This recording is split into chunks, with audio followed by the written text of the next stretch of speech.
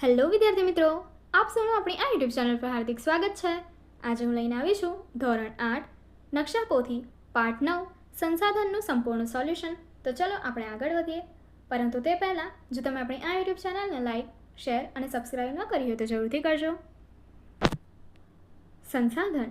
સંસાધનોના સંરક્ષણ માટેના ઉપાયો. પહેલું, જમીનના ધોવાણથી તેની ફળદ્રુપતામાં ઘટાડો થાય છે, તેથી જમીનનું ધોવાણ અટકાવવું. બીજું, ખેતરમાં રાસાયણિક ખાતરોનો ઉપયોગ લાંબા ગાળે જમીનની ગુણવત્તા ઘટાડે છે, તેથી તેનો વિવેકપૂર્ણ ઉપયોગ કરવો.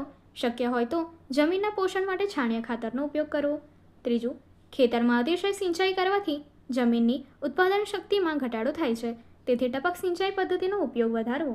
ચોથું, પાકમાં જંતુનાશકોનો ઉપયોગ કરવાથી જમીન અને જળ સ્ત્રોતો બંને પ્રદૂષિત થાય છે, તેથી તેને બદલે જૈવ જંતુનાશકોનો ઉપયોગ કરીને એટલે કે તેનું ઉત્તેજન આપવું.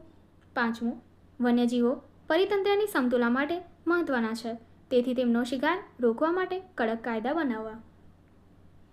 છઠ્ઠું, જંગલ વિસ્તારોમાં પશુચારણ અને વૃક્ષછેદનની પ્રવૃત્તિઓ અટકાવવા ખાસ પગલાં ભરવા. સાતમું, ચોમાસામાં વહી જતા પાણીનો સંગ્રહ કરી તેનો ઉનાળાની ઋતુમાં ઉપયોગ કરવાથી પાણીની અછત નિવારી શકાય છે.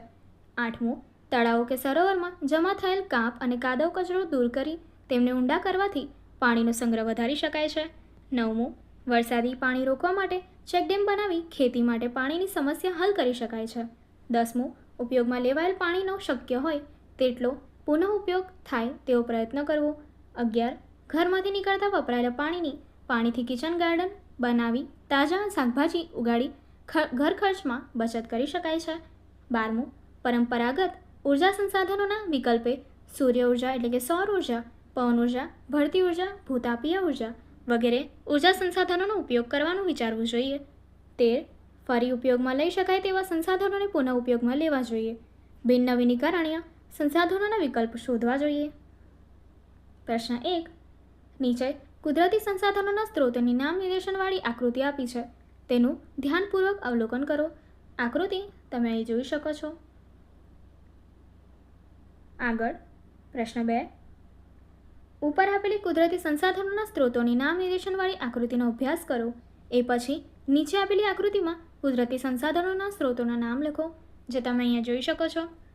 ખનિજ તેલ, પાણી, પીવાનું પાણી, ઉર્જા, રબર, લાકડું, જંગલ કે જેના દ્વારા આપણને આ બધું મળશે, ખોરાક અને ઔષધો, વન્યજીવોનો આશ્રય, ત્યારબાદ ખડકો જેમાંથી બાંધકામની સામગ્રી, ખનિજો જેમાંથી જવેરાત અને કાચ અને ચિનાઈ માટી, ખેતી એટલે કે જમીન કે જે ખેતી માટે, પ્રાણીઓ માટે અને આનંદ પ્રમોદ માંસ અને દૂધના ઉત્પાદન માટે.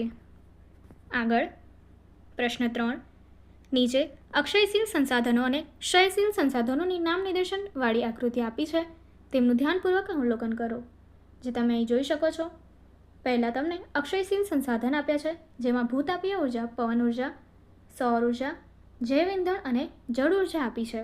અને ક્ષયશીલ સંસાધન કે જેમાં તમને અશ્મિબળતણ, અશ્મિભૂત બળતણ, ખનિજ કોલસો, કુદરતી વાયુ અને અણુ ઉર્જા આપી છે. આગળ પ્રશ્ન 4, ઉપર આપેલી અક્ષયશીલ અને ક્ષયશીલ સંસાધનોની નામ નિર્દેશવાળી આકૃતિનો અભ્યાસ કરો અને એ પછી નીચે આપેલી બંને સંસાધનોની આકૃતિમાં તેમના નામ લખો, જે તમે જોઈ શકો છો. જળ ઉર્જા, સૌર ઉર્જા, જૈવ ઇંધણ ઉર્જા, પવન ઉર્જા અને ભૂતાપીય ઉર્જા જે અક્ષયશીલ સંસાધનમાંથી આવે છે. ત્યારબાદ અશ્મિભૂત બળતણ, ખનિજ કોલસો, કુદરતી વાયુ અને અણુ ઉર્જા જે ક્ષયશીલ સંસાધનમાંથી આવે છે. આગળની એક્ટિવિટી જોવા માટે અહીં આપેલી એન્ડ સ્ક્રીન પર ક્લિક કરો. Thank you.